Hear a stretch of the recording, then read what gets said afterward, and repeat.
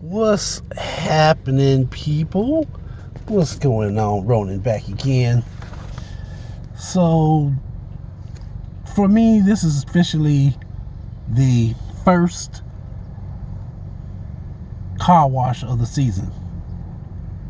It's car wash season, y'all. And I waited because I figured, yesterday it was going to be busy, crowded.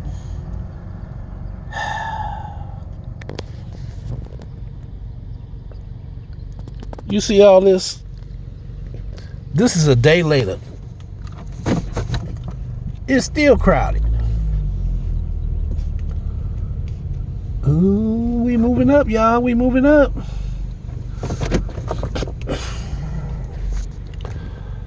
So, I'll wait.